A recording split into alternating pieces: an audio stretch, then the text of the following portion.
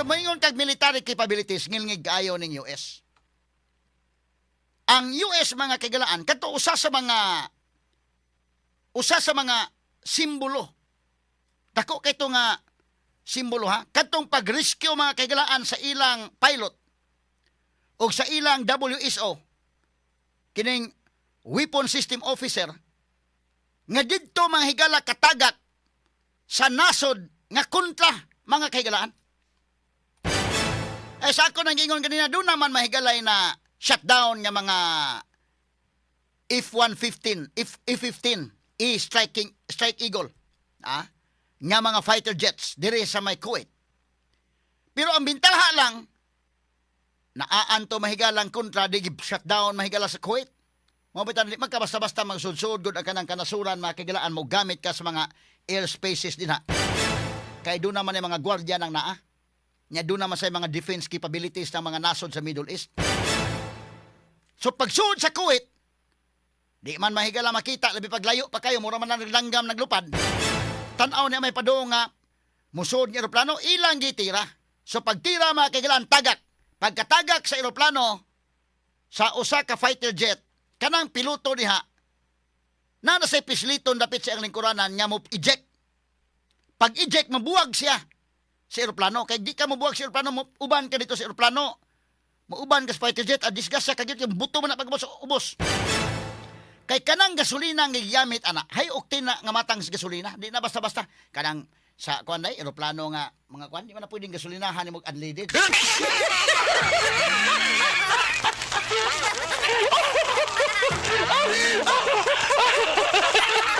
Ngayon ka nga, kanal lang bubarato-barato.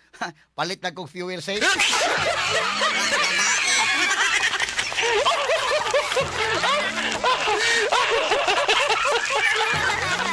Mahal kay ng gasolina anang ina ng eroplano kana mga helicopter. Pati mahala ng gasolina ha. First class ka na. Di na pwede nga mo ingon kadto sa papalita ko sa Shell big. Gasolina na, fuel save lang. Kanang fuel save diesel or gasolina di na way gahom kanang makapalupad. Niyan ang mga matang mahigala. Sa paglupad ani mo kagarla na imong eroplano.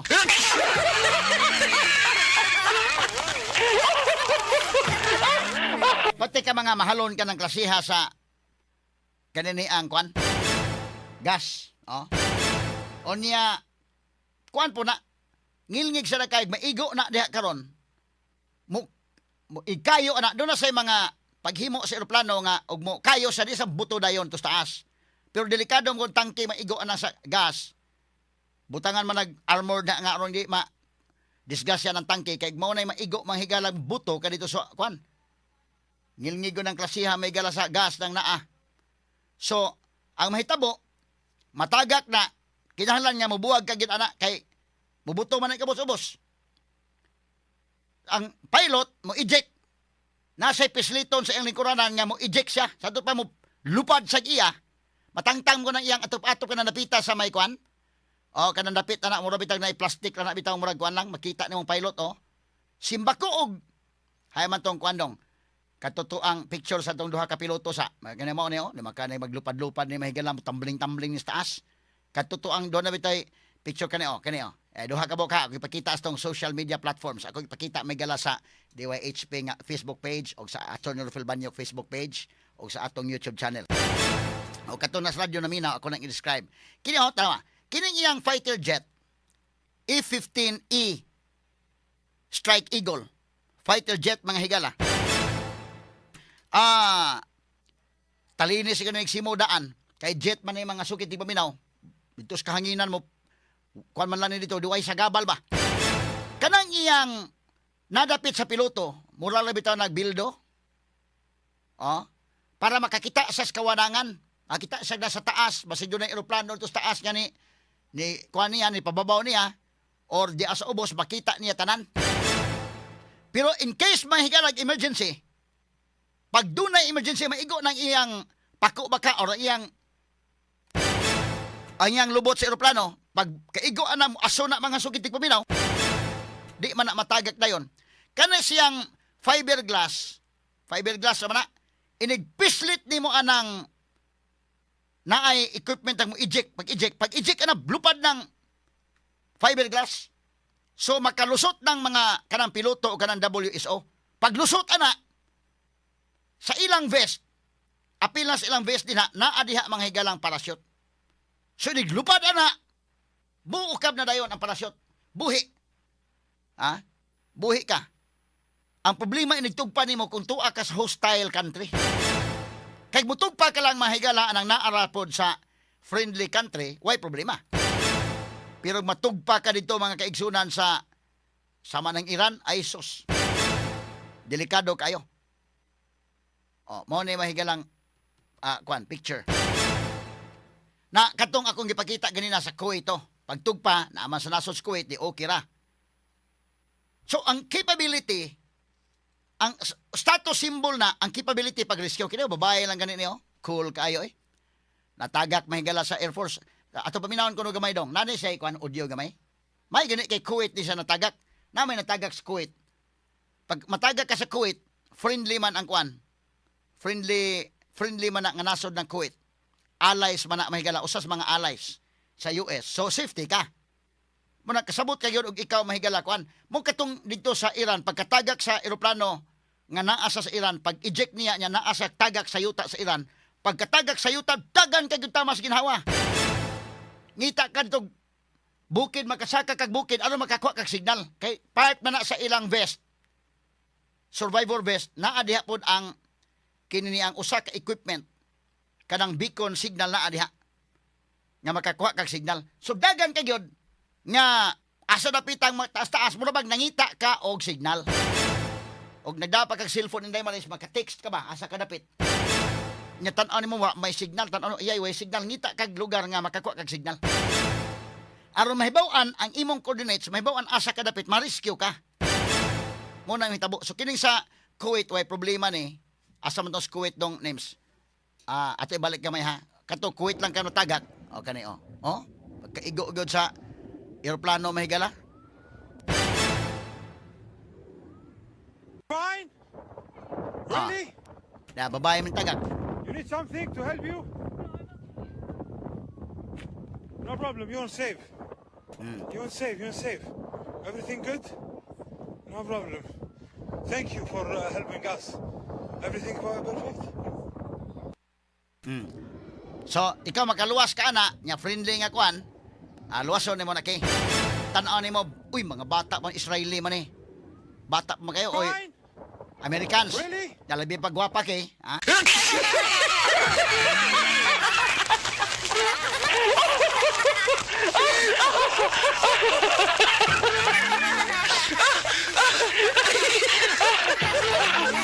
makaingon ka kay, no problem ha. You're safe na. Dadon ni mo sa inyo.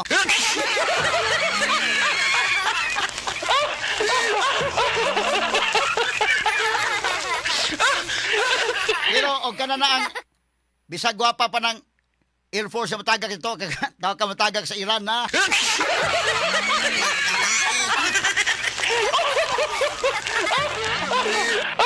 Disgust siya kagyod, dagan kagyod. Okay na mga babae nga mga kwan. Air Force mahigala. Mga babae ni. Pero ngilingig kayo nga naman kuan magulto sa ila. Kanang Israel kanang mga US. Bita ka na sa US kay depende naman akong ganahan ka musod. Pero kanang Israel mandatory na. Mandatory. Pag abot ni mo 18 years old, serve ka gyud sa army.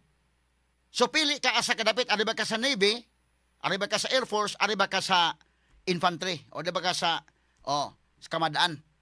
Ari ba ka sa artillery, daghan mo mga units, pili ka mo take kag exam. Kay kining sa Air Force, mas gabi-gabi man ang exam aning Air Force. Nyap na ay written exam ani.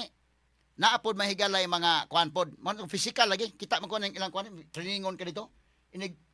Inig-screening nila kay butang ka ng ano nga tuyok ba ana ibutang ka dito inigawas nimo okay kabarog ra ka na sa to pa okay ka qualified ka ma Air Force pero tuyok ka na pag naog nimo nalipong ka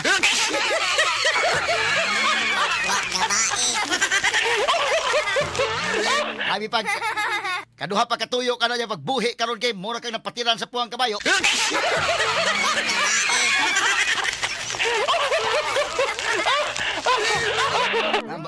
nabarag na ka mura ka nakainom duha katagay lang nabarag ka na yun Dili ka dawaton sa Air Force, adto ka pikas, ha? Adto ka pikas unit. Ug di gyud badada, adto lang kay ikaw tiglutog munggos dito sa kusina.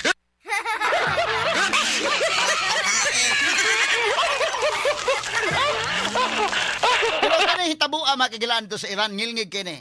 Why problema to sa Kuwait nga natagak? Friendly man. Pero kato natagak sa Iran, sus ang istorya mahigalang ngilngiga eh. Straight to the point. Okay, atong balikan mahigala. Makaingon ka ba kining E-15? Kini may mga kusog kay manlupad doon to sa Iran. Kining E-15 Strike Eagle fighter jet o kining F-35 fighter jet. Kining sa F-15 fighter jet, duha ka buok kasakay ani, ang piloto ug ang WSO.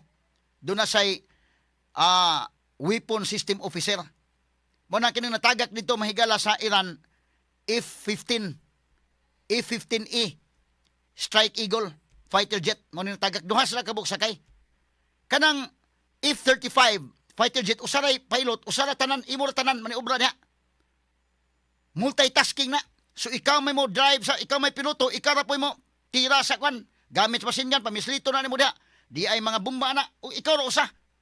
Medyo laay hinuon kay. Mas bita-bita ning duha kay panalitan manglupad mo nito, pwede maka istorya sa dahay kwan, ha? Di ba kay laay ba kiba, ha?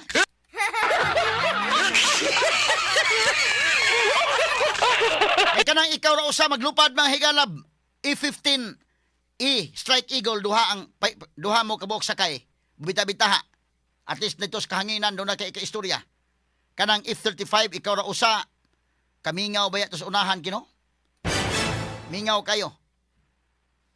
Medyo wa kay ka istorya.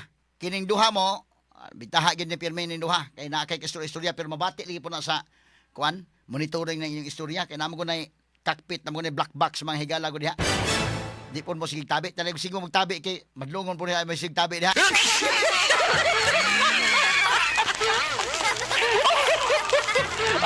Pero di ko ka-imagine ha, ang literature ini mahigalang fighter jet E-15E Strike Eagle fighter jet 1,900 miles per hour ang iya mahigalang kakusog sa speed. Inana kakusog ha, mo na kung iyon mosakay ka gani mahigalag sa kinans kamadaan auto or kanang SUV nga mo dagan og 120 ang dagan 120 kilometers per hour sa SRP mo paspas sa man kayo. Kuya oy, labi imo 200 imo dagan mura kag nagdag sports car. Madasmag ka gani ana mahigala simbako porbida. Siguradong mapiyapi kag yun ana. Mo nang kontrol-kontrol gyud ka sa dagan. Pero imagine ha 200 kilometers per hour. Ug mo nay dagan kusog. Kani tanawa ha, thousands ni. 1,900 miles per hour. I-convert nimo na into kilometers para ato masabtan gyud mayo. Kanang 1 mile mahigala is equivalent man nag kuan. Imong i-multiply 1.6 kilometers. Inig multiply nimo moabot gyud mga 3,000 kilometers kapin. So og by kilometers atong gamitan 1,000 kilometers 3,000 kilometers per hour ang dagan daymeres murag buhagjong na sus ubuhagjong na mahigala di gyud magsilbi hasta atong wakwak maglisod gyud ani.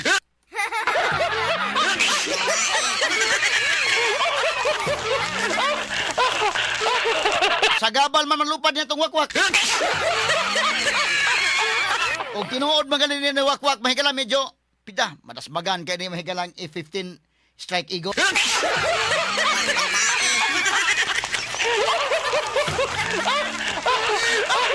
Naahat kaya padaplin mga sukitig paminaw eh. Ari na nata sa barang kay work from home naman sa gyapon ning barang. Kamo na amoy work from home diha mga drone ninyong gi-operate na mo sa inyong kampo. Kami po na po mi ang atong Sikihor Squadron.